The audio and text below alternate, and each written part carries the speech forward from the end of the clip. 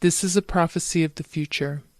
I know most people on the planet are not yet ready to accept that what I'm about to share could be a possible reality. It's why I've been hesitant on sharing it at all. But I feel strongly that this vision carries within it an important message for humanity and offers a perspective that is worthy of consideration. I also believe that there are people out there who may align with how I've seen things, and that perhaps my experience could validate what they themselves have been feeling but have not been able to fully articulate. I do not claim that my interpretation of the vision is totally correct, as I'm limited by my own knowing and filters. I believe there are infinite potential realities and timelines can always shift, but I also believe in the possibility that one could have the capacity to observe a potential future projection. I am simply going to give my testimony of my vision of one particular path that I was shown. What I'm going to share with you is a culmination of almost 20 years worth of premonitions about humanity's future and my process in understanding them, as well as my perception of what the purpose of our existence is, all of which I feel I've been given for the intent of bridging this information forward at a time when it was needed to those who are willing to listen. I've now seen within these visions so much of what I couldn't understand so many years ago, and as we move closer to the potential outcome of that vision, the details of its blueprint have gotten stronger and clearer to a point where I can no longer deny that I am witnessing it unfold before my very eyes. I know there are those out there who are like me and have not wanted to come forward with their insights in fear of ridicule, judgment, and social persecution. We are living in a time where people are being silenced and alternative opinions are being monitored for questioning the narrative that has been pushed to the public. Even if I wanted to share my most honest insights around the global and collective energies, I would likely be censored, deplatformed, or trolled. I am aware that I have to filter much of what I share with my audience, to be considerate and careful with my wording as to not offend my extended family, friends, or clients who might differ in their stance or perception of how they view what's happening around them. I work with many people from a variety of different cultural, social, political, and spiritual backgrounds, and I have treaded carefully as to not offend any one group with my perspective. I truly believe we are all entitled to view our individual realities as we choose, and ultimately it is your choice to discern whether or not what I'm about to share with you aligns to your higher truth or not. I am not trying to convince you of anything, and I am not attached to anyone needing to believe in my truth as their own. I am not including my name or face in this message, which is a choice that I would prefer to be respected if you decided to share it. And if you do, please do so privately. The original receivers of this audio were those who know me personally or through my work as a psychic and have felt enough validation through their experiences with me to value my insights. They have heard it and gave it to you because they felt you may align with it too. Perhaps you'll feel called to do the same. If there's a possibility it could bring hope, comfort, or a positive focus to any one person in such uncertain times, I feel it will have been worth the effort of documenting it and sending it forward. For those that know me, it's understood that as a medium, I'm in regular communication with a variety of interdimensional beings, such as spirit guides, angels, ancestors, those who have crossed, earth elementals, and extraterrestrials. As a clairvoyant, I have the ability to see and perceive what exists beyond this third-dimensional plane and experience energies as though they have physicality, texture, tone, and color. This ranges from the darkest of the dark to source-light consciousness and everything you can imagine in between. I've been honing and refining my gifts as a psychic for over 20 years and have been working professionally as a spiritual guide to countless individuals over the course of my career from all over the world. I have conducted thousands of readings for many people of all walks of life. To begin, I'd like to share with you how these visions of humanity's ultimate future began. My first conscious contact with ETs happened in early 2003. when 3 tall gray beings with large black eyes manifested before me and telepathically downloaded me with, in a matter of seconds, so much information that it was impossible for my human consciousness to integrate. From what little I could grasp, I was able to recall just this: that they are real, that they are more intelligent than human minds can contemplate, that they have technologies that are so advanced that they can traverse time and space almost instantaneously, and that they can shift through dimensions much in the way light travels, that they come from very far away somewhere in the cosmos, and that they have a big influential part in our existence here on planet Earth. Prior to this experience, I had already been seeing anomalies in the sky for a few years.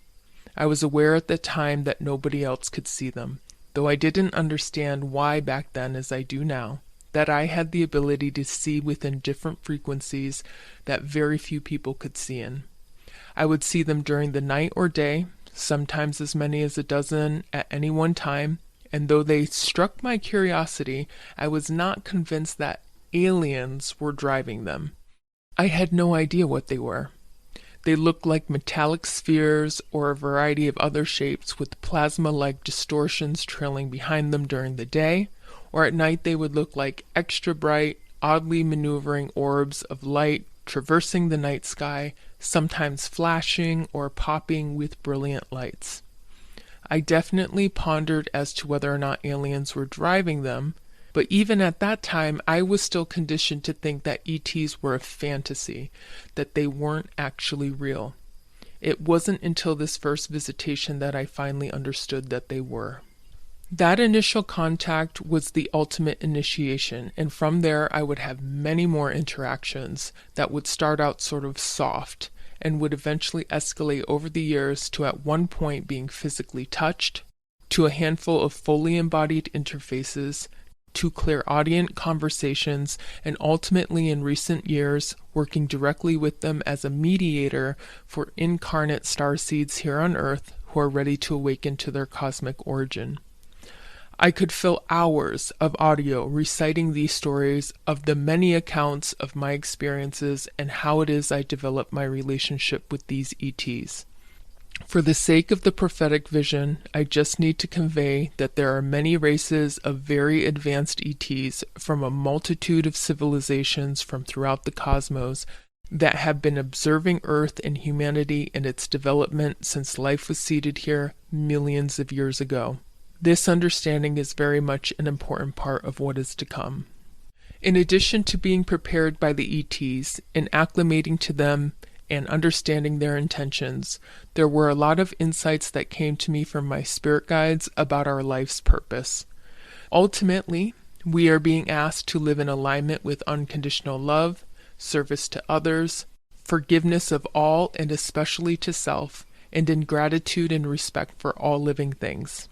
When we live out of accordance to that higher truth is when we hold on to suffering and lock lower vibratory energies into our soul matrix. And all of these things attract every single experience we have. And because part of the earth experience is to be stripped of all knowing of our connection to source and our infinite existence, we often feel victimized in our realities because we lack the clarity to connect our suffering to the unresolved acts of our previous incarnations. This makes it difficult to see that we are likely experiencing our own karma, and the challenges we face in forgiving our perpetrators is in fact the deep need in our souls to forgive ourselves. Because of this, Earth can be a very challenging school. Many do not fare well. They get so tangled in the karmic load that the realities they now face are full of suffering.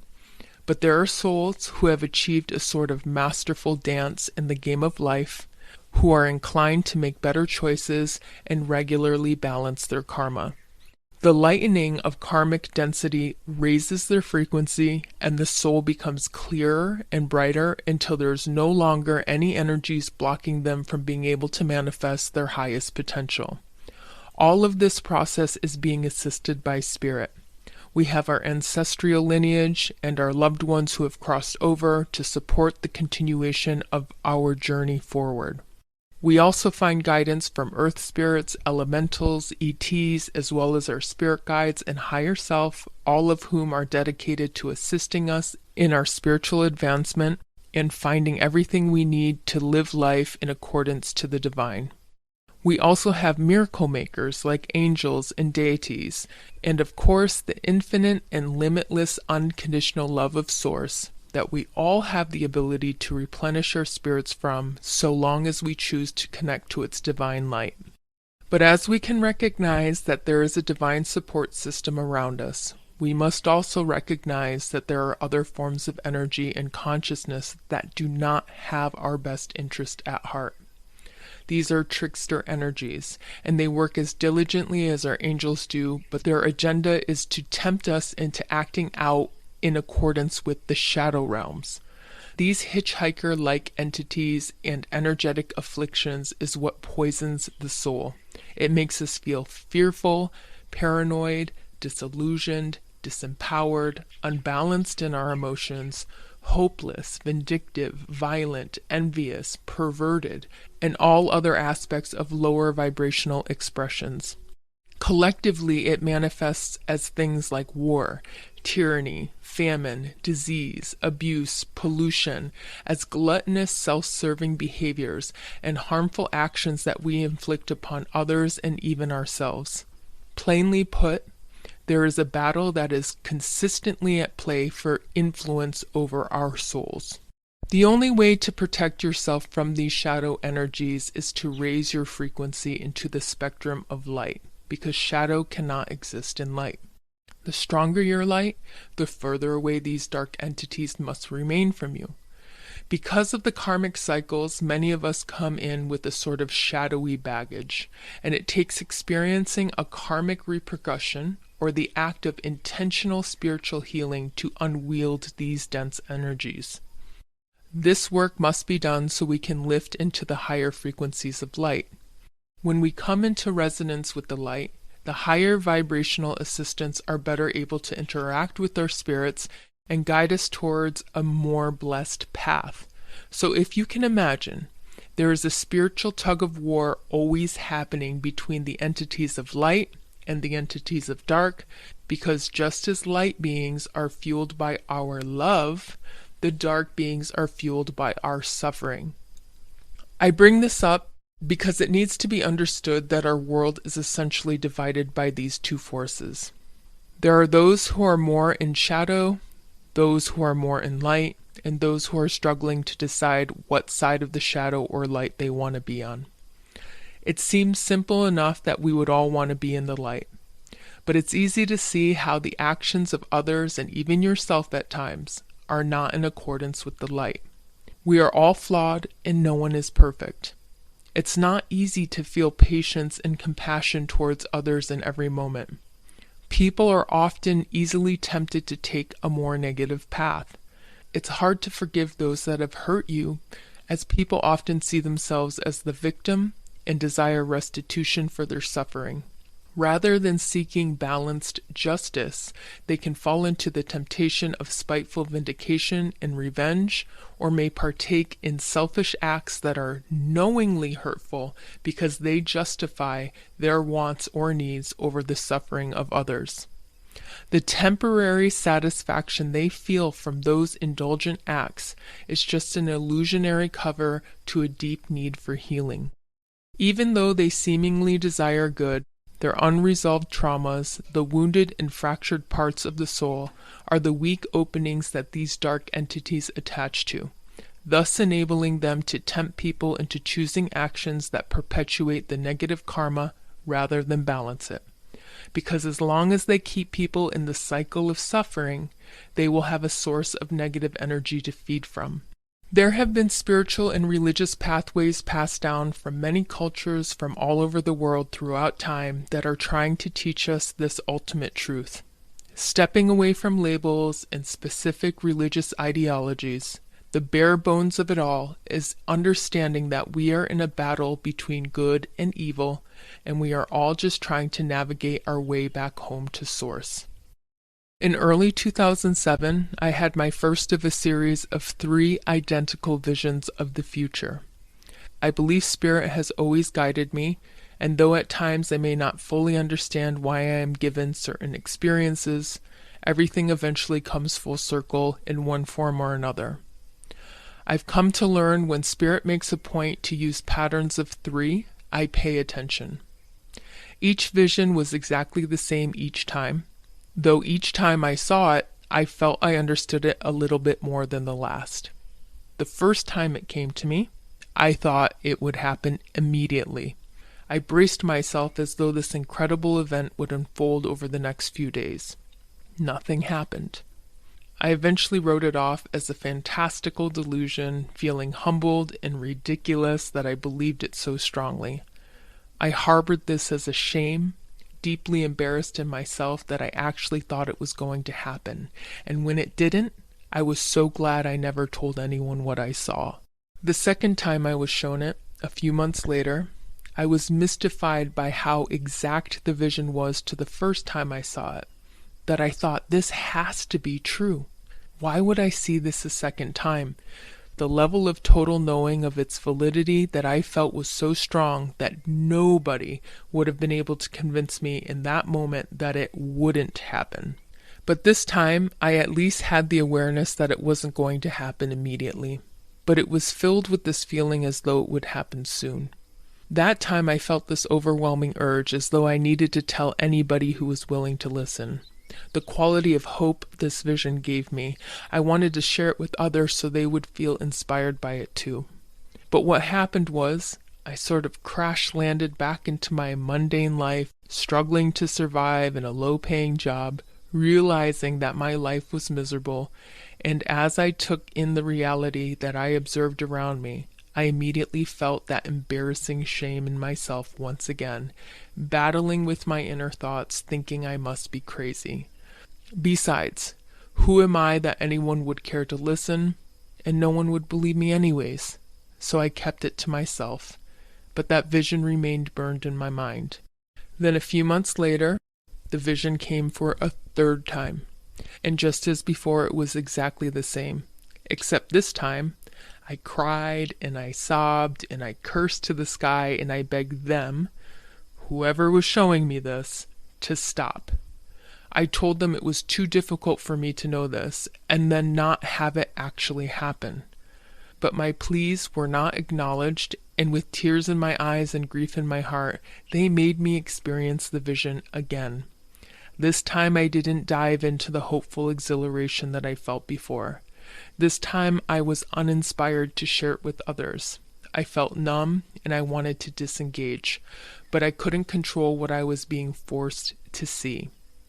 Back then, I didn't understand why they would torture me with this vision, as it was like holding a glass of water in front of someone who was dying of thirst, letting them taste one drop, and then not giving them the rest. Today I'm grateful that I've been given this vision, as I understand now that they didn't care what my process was back then. They knew that it needed to be burned into my consciousness so I would not forget, as it would make more sense to me as the years progressed. And as I stand here now, I tell you I am astounded at how aspects of the current reality directly correlate to what I saw. Because in 2007, the world was a much different place, and it was harder to correlate what I was seeing. This is what I was shown. My spirit was ejected from my body, and I floated away from the earth until the entire world came into view. I could see, hear, and feel what was happening all over the planet as though it was one being. It was the collective energy of humanity. I saw that the state of consciousness across the planet was focused in a predominantly negative way. I saw that people all over the world seemed fixated on self-serving and superficial deeds. I could hear the voices of many shouting, pointing fingers of shame and blame, projecting their pain upon each other to satisfy the need to feel rectified and superior. I heard the cries of suffering and hopelessness as so many were being mistreated and abused, made to feel ashamed of who they were or for the circumstances that they felt no control over. And most of all, there was this overwhelming feeling of not being heard. I saw people swept up in focusing their intentions for personal gain, wealth, adoration, and power to try to validate their worthiness over another. It felt like everyone had an every man for themselves attitude.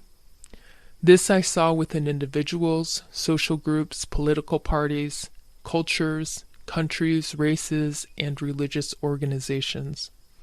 The consciousness of the collective was hyper-focused on aggravating this sense of separation and superiority over others, and that the gaps between these polarized positions was being filled with judgment, hatred, and disdain for those who did not serve their specific ideologies. I saw this overwhelming need all over the planet to put others down, to mock one another, and this grotesque focus on pointing out the faults of those around them in order to assert dominance was beyond hard to digest. It made me feel ashamed of being human. Everyone, including me, was partaking in this mentality on some level or another, and no one group was excluded from being swept up in this horrendous cloud of judgment and persecution. We don't always realize how much we play into these negative behaviors on the day-to-day. But when you see it at the concentrated collective, you realize how terrible and separatist it is. It is the opposite of love. I could see the energetic effects it was having on the planet. It looked like a thick cloud of negativity cloaked the earth, and I watched it get progressively darker and more chaotic, and the thicker it got, the more aggressive, disheartened, and frightened the voices became. It felt like the world was being squeezed, and everyone on it was slowly suffocating in this dark, oppressive cloud. It literally felt like no one could breathe. Then I was shown that something significant happens, something huge. Something so important that the world would seemingly know about it all at once. Though I wasn't shown exactly what the thing was, I knew it was so profound that it captured the attention of the entire planet. I saw that the network of media, meaning radio, TV, and internet, had a huge part in how it was that the whole world would know about this thing all at once. I saw that the ability to spread information in this way would be a catalyst to a very swift and massive awakening that unfolds across the planet. To give you perspective, at this time, no one I knew was even sending text messages. It was shortly after these visions that text messaging became mainstream. Nobody had smartphones, and the idea of viral videos was not yet part of our social vocabulary. I remember sort of arguing in my mind as I was watching this vision unfold, of how could it be that something as lowbrow as the media could possibly help inject a spiritual awakening into the planet. Back then, reality TV was very popular, and all of it was centered around drama, fighting, and the content was exploiting people in their embarrassing moments for the sake of entertainment. People were obsessed with celebrity gossip, and the biggest news at the time was of a very public fall from grace of one of the biggest pop stars of the era. There were no intriguing television shows like we have in abundance now, about the potential of aliens, or shows centered around psychics or paranormal investigations. Most of what was available on TV was mindless entertainment, consumerism, and the overtly negative content of the news. Documentaries weren't even popular unless you went to a specialty section at the video store and rented one. We were limited to whatever cable TV had to offer us, as this was prior to streaming platforms like Netflix, and even YouTube was in its infancy then. Social media was not a thing that everyone did. It was limited to one or two platforms and mostly occupied by young people. We are only then just discovering the potential of that kind of social connection. There wasn't a source for alternative news, and esoteric websites were hard to come by, nor were there support groups for those seeking to understand the mystery school of life. Spiritual trainings were not as accessible through the internet, and people were limited to advancing their spiritual practices based on what their communities had to offer. There wasn't publicized whistleblowers that were out on the front line to the mainstream public as they are today. This was before we had mini supercomputers in our back pocket that could access infinite information at the push of a button wherever we were at any given point in time. This was before we were able to capture evidence of our experiences with high-resolution cameras and share them immediately or in real time as we can today with live feeds. None of this was even in our consideration in 2007, and today we cannot imagine living without it. There is so much information out there now that you can look up anything and find countless resources to satisfy your curiosities about anything. It seems so simple now to understand how information can so easily spread. But in 2007, when I received these visions, this was the one part that was hard for me to wrap my head around. Back then, there was still huge parts of the world that didn't have cell phones or internet access. The few times I shared this vision with friends, I realized how ridiculous it sounded when I tried to credit the media for helping to awaken humanity. You would think a spiritual awakening would have to be ushered in by something supernatural. Yet this is how the vision had been shown to me. It wasn't until January of 2018, when I was living in Hawaii and the whole state got a ballistic missile warning all at the same time.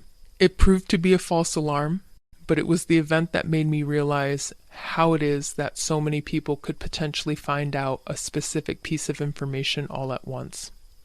This happened across the entire state, and I knew right then that if this was a possibility, then that could potentially happen across the entire country, if not globally. It validated the potential of these prophetic visions in that moment, and that is when I really started to consider if it might have had relevance after all. But the vision didn't end there. As I watched the media-driven spread of information crisscross the planet, it jolted the consciousness of many on it, and an awareness began to wake up in the people. It created cracks in the cloud that everyone was under, and its thick, opaque cover started to decongest.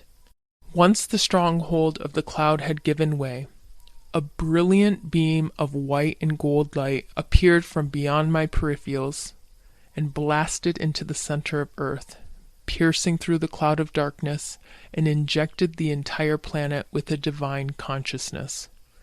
As I witnessed this, I felt as though everyone on Earth had almost drowned, and just when they were on their last breath, this light filled the world, and all at once, it felt like everyone took this deep, satisfying, life-giving breath, and a sense of inner peace filled the hearts of all.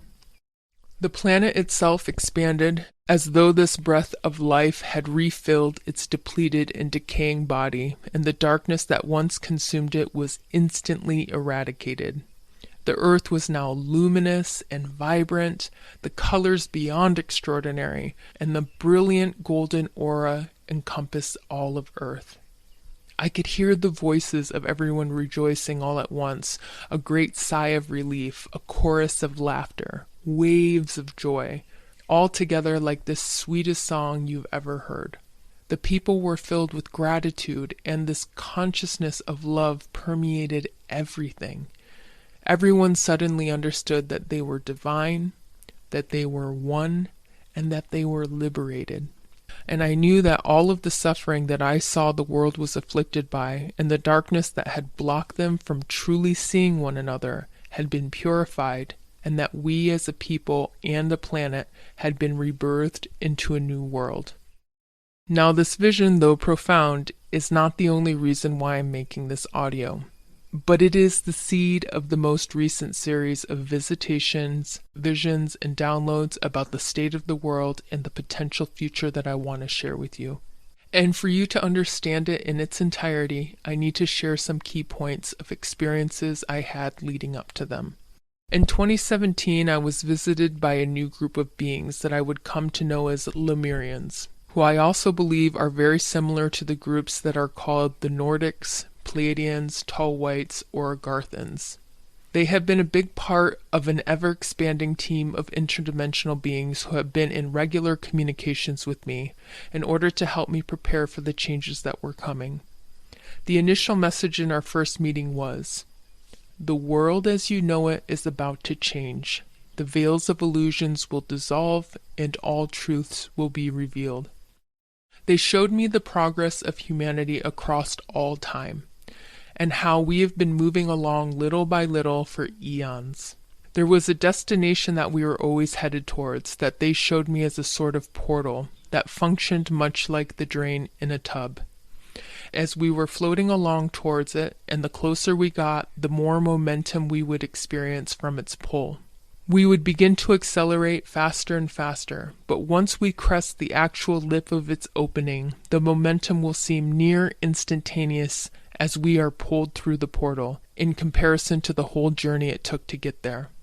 They explained to me that we have now reached the crest of the lip, and things were about to change very quickly. They prompted me that it was very important I prepare by doing as much personal spiritual healing and development as I could, as there wasn't much time left before these changes would take place. In early 2019, I would be visited by them again, and they came in with another message. The curtains are open, it's showtime. They said there will no longer be veils between them and humanity, and those who are ready to connect will start being visited. There would be more sightings and more visitations happening all over the planet. In the fall of 2019, they urged I prepare and strengthen my energy as a huge shift was coming. To be honest, I was expecting something a little more uplifting, but what we got was a pandemic. In a matter of days, I saw the entire planet be pulled into a state of fear and panic, and a global shutdown ensued. We as a collective in our history have never experienced this kind of shock. I don't think anyone knew how to navigate their feelings with so much uncertainty around what was happening. This disease, a virus, could attack the lungs and suffocates its host. Suddenly we were forced to mask, constricting and confining our breath, as many were trying to get accustomed to breathing with fabric over our face. Civil unrest escalated, and we saw race wars ignite after a black man was choked to his death by a police officer. Protests surged, and people all over the country were holding signs saying, "I can't breathe." Fires, unlike anything we've seen, devastated California, Australia, and Russia that were so huge the skies were completely blackened out with smoke, and images filled our screens with people wearing air purification masks to be able to survive the toxic conditions. I found myself continuously stunned to see how reflective this all was to the prophetic vision I saw in 2007. The almost instantaneous global spread of information, the unrest in the world, and the collective feeling of not being able to breathe. This theme of losing our breath permeated in every corner of our reality, being driven into our consciousness. And as we are all processing this new reality, information is crisscrossing the world, and people are sharing their insights and opinions. Just as the mainstream media had the power to lock the masses into a fear reality, it is that same media network that is connecting those who have an alternative perspective and have been voicing their observations around the awareness that things do not seem correct around the narrative. Is this what I saw so many years ago? Might this be a sign that we are getting close to the possibility of what I saw happening? But how does it happen? What initiates the shift? What calls in the light? I want to bring you back to February of 2020. I was driving in my car listening to the radio as I sometimes did, and a newscast came on as they normally do, but this time something was different. I saw a black smog of energy start billowing out of my speakers, and as it filled the air around me, this feeling of dread and fear started to creep into my heart and consume my whole being. This darkness had a consciousness in it. I've dealt with dark entities enough to know how to protect myself from them immediately, as this is the nature of my profession to know these things. And as I was so distracted warding off this entity, totally caught off guard by what I was experiencing, that I didn't really register what it was I was actually hearing on the radio. It took me a minute to understand that what I was seeing and feeling and hearing were all connected. It was the very first newscast about COVID-19 that I heard. Every facet of my being in that moment was screaming at me to pay attention. What I was witnessing was not right. There was something malevolent behind whatever the news was speaking of. It felt dark and had a consciousness in it that seemed evil. I remember thinking, whatever they're talking about has something sinister fueling it, and I decided right in that moment, as instructed to do so by my guides, to be cautious of this information as it is not what it seems. And it is this initial experience that has prompted me to have a huge dose of skepticism around anything the mainstream media was telling us about the virus. In fact, I knew that everything I would do from that point forward would be guided solely by my intuition and not by the accepted narrative. Before I dive deeper into this, I want you all to know that I am aware that what I'm about to say may be triggering for many, especially depending on how one may have navigated their pandemic experience. I'm not here to offer a scientific or medical perspective, and it is not my intention to associate my perceptions with any specific conspiracy theories that may align with what I see. But I am here to share my spiritual and metaphysical viewpoint. My understanding is sourced from spirit and the higher consciousness beings that communicate this information to me, and is also based on the energies I perceive as a clairvoyant surrounding the virus, the vaccine, and its effect on humanity. I don't judge anyone who differs from me in their perception or process of the situation, but I cannot help but stand by my own truth. And as I watch the deepening intensity of this global experience unfold, I held myself in a light of compassion the best I could for those who are being consumed by the fear, and remained silent even though my intuition kept telling me there was a lot of untruths being told to us about it. Out of respect to those who were targeted in the at-risk groups, and being considerate of those who are easily crippled by fear, and fully recognizing that there is a disease that is killing people, I kept my intuitive opinions to myself and only shared my true perceptions to those that I knew felt the same way as me. During the shutdown, many conspiracy theories began to surface, and some of those who work with me as an intuitive guide came to me with their concerns of a hidden agenda behind the pandemic. I will tell you that I had no interest in fueling fears of any kind, whether they were around the mainstream narrative of COVID itself or the conspiracy theories that surrounded it. My intuition was enough for me. I didn't feel the need to try to understand why it is I felt darkness behind it, what the source of that darkness was, and what was its true intention. It could have been anything, and I believe that Spirit will tell me what I need to know when it is necessary to know it. As I saw it, the message I got was clear enough. It's driven by a dark energy. Do not engage with the fear it's spreading, and remain focused on the light.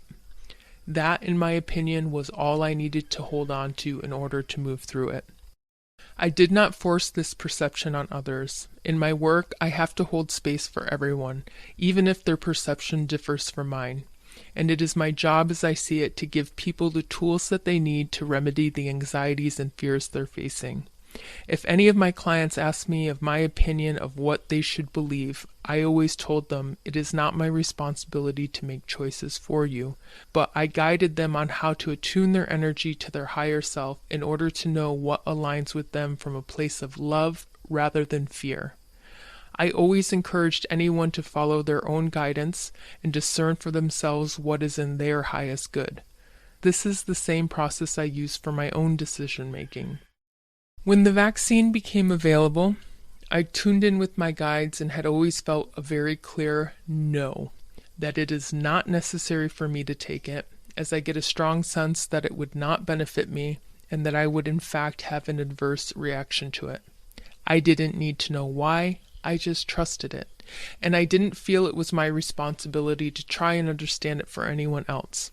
I'm telling you this because I want to make it clear that my choices were not motivated by anything other than my own intuition. When being informed about things, there are certain times when there is a clear yes in resonating with what I'm hearing, and there are times when I feel it is not entirely correct. And within both sides of the mainstream and conspiracy viewpoints of the virus and vaccine, I felt overwhelmed by the information, so I always came back to my own inner guidance. It also helped that I always had a very strong vision of our ultimate future. I've seen versions of this vision more times than I'm recounting to you here.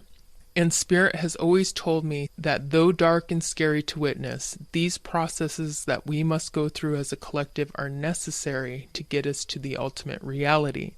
I'm continually reminded to trust that we are headed to something greater and to not get distracted by the insanity unfolding around me. They always emphasize the importance of holding on to the vision of the final outcome, and that by getting consumed in the fear was a disservice not only to myself, but the collective.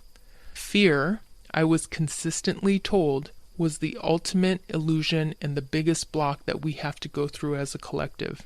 Because of this understanding, I've always tried to relate to others that it didn't matter what side of the narrative you were on. The most important thing we can do is to keep our frequencies as high as possible, to remain in a state of love and compassion towards one another, and to not feed into anything that perpetuates fear. The game of sides and division that the people are playing amongst each other is just a distraction, a way of keeping your energy engaged with negativity and fear rather than keeping it focused on a more positive and hopeful outcome. Remember that. In March of 2021, I spent a month in Peru working with shamanic medicines. During an ayahuasca ceremony, I was visited by a new ET that I had not encountered before. She appeared before me in full clarity. She had a luminous skin in shades of deep blue, very large almond-shaped eyes filled with bright blue irises, and a white, gold, and pearlescent undulating geometry of light centered in her forehead that seemed to breathe with consciousness as she spoke. She communicated with me telepathically, but her words were as clear to me as if someone was speaking out loud, and the voice I heard was that of a well-toned, gentle, and wise feminine voice. She reached into my third eye, and I felt her recalibrating things. I was a bit stunned at her sudden appearance, but captivated by her beauty and deeply loving and compassionate presence. "What are you doing?" I asked her. "We are upgrading you so that you will be able to better communicate with us in the future. There will come a time when we will call upon you to assist us." "Who are you?" I asked. "We are Arcturians," she said. "I've heard of them before, and I believe I had experienced them from a distance, though this was the first time I had seen one up close, and the first time I've had a direct communication with one." She then proceeded to brief me on the galactic politics, on what was happening to our planet and the intentions they had for our near future. As she divulged this information, a screen of images would play before my eyes to illustrate what she was speaking of. This is what she said and what I saw. "Your planet has been under the control and influence of a powerful group of beings with a very dark agenda. They have now been dismantled. I then saw images of what looked to be a military-like invasion where many people were being arrested and imprisoned. In the commotion of it, I could not make out what they looked like, meaning if they were human or not, but they felt incredibly powerful, and it was obvious their energy was very dark. You may even say evil." "Well, this is great," I said. "So you're telling me we've been freed?" I never questioned that there was an elite group of very wealthy and very powerful people that controlled the planet, and I was thrilled at the prospect of what this could mean if they had been taken down. Her response was somber and direct. "That was the easy part. What is to come is much harder. Your planet does not know yet that they have been enslaved, nor do they know that they have been freed, and we must now undo all that they have done. There is a great deal of healing that needs to take place. There are meetings happening as we speak about how to best inform your planet that this has happened." I then saw groups of various ETs sitting at large conference tables with humans, some ETs I was familiar with, many I could not recognize. I could feel the gravity of importance of these conversations being had amongst these groups. She then said, "The date has been set and it cannot be undone." And when she said this, I saw the skies were filled with ships of all shapes and sizes all over the planet. I knew that there would come a day when these galactic beings would no longer shield their presence from humanity, and all beings on Earth were going to see them in their fullness, uncloaked and unhidden from our awareness. She then explained, there are groups of ETs who have decided when it is that they will reveal themselves to humanity, but the consciousness of your planet is not yet ready to receive them. As you sit now, if they were to show up in this way today, chaos would ensue and fear would cripple the masses. There would be aggressive attacks towards us and amongst your own people, and there will be mass suicides because our presence would be too shocking to those who have deeply ingrained belief systems. People would not be able to handle the extremity of this reality brought before them. There is no way, as we see it, to completely avoid the shock your people will endure, but we are coming up with a plan that we hope will greatly soften the blow. As she told me this, I saw images of the potential reality she spoke of, and I promise you it's no kind of reality that we want to have. It looked like a global war zone. She then explained to me that they have had the ability to see the future, and they have been trying to work with the people of Earth in order to guide us through this global awakening and bridge us back to the cosmic connection that has been severed from us. They have been slowly integrating the consciousness of humanity to get accustomed to the presence of ships, advanced technologies, and ETs, most of which she said happen in the Dreamtime, and by influencing those who have created stories and imagery of a reality where we are living in a unified universe. There have also been people on Earth that have known of this plan, and they have been injecting this awareness as much as possible through our media. She also said that there are many ET incarnates on our planet who are part of this galactic plan, who are playing out human lives, and they are now being awoken and reactivated to the original mission so they can assist humanity as we acclimate to this new world that we are headed to. I understood that I was one of them. She also explained that those who have had control of this planet also could foresee the potential future, and much of what we are experiencing today has been part of a plan that has been in momentum for thousands of years. She explained that much like a high-speed train, we cannot stop it in its tracks. It would be calamity. Part of the process of this awakening requires them to allow the trajectory of the original plan to continue to play out as they finalize how it is they will disclose to our planet the truth of our reality. She said that most of the people that we consider to be leaders of Earth are not fully aware of their participation of this enslaved reality we are in. She said that they have a warped belief that what they are doing is good, though their consciousness lacks the ability to see how what they are doing is in fact oppressing the people, because many of them are operating at a frequency that makes them susceptible to lower-level entity influences. She assured me that behind the scenes there's a team of galactic beings who very much desire the best possible outcome for our planet, and they are working hard on our behalf. She said that they were sharing this with me because there would come a day that they will want me, and others like me, to help humanity understand who they are and why they're here, so they can better integrate and soften the shock that they will encounter as this disclosure unfolds. As you can imagine, I was overwhelmed with this information and immediately questioned if this was actually happening. This experience was the furthest thing from what I thought would happen during my ceremony. I have done ceremonies in the past, and all of them have been centered around healing things that were personal. This is the first time anything of this nature had ever happened to me during a ceremony, and when I began to question if I had just heard and experienced what I did, she said, "Let's go over it again." And she continued to reiterate the entire conversation. I asked more questions in order to deepen my understanding of how it all worked, and her answers were clear and direct and never skipped a beat. Yet after the second, more in-depth review, I still had a very difficult time wanting to accept what I was seeing. I wasn't sure how I could move on in life knowing this, and having no one else around me know it too. And so she walked me through it a third time. It was after the third review that I told her, okay, I accept, and I will do what is necessary to be the best of service when it is time.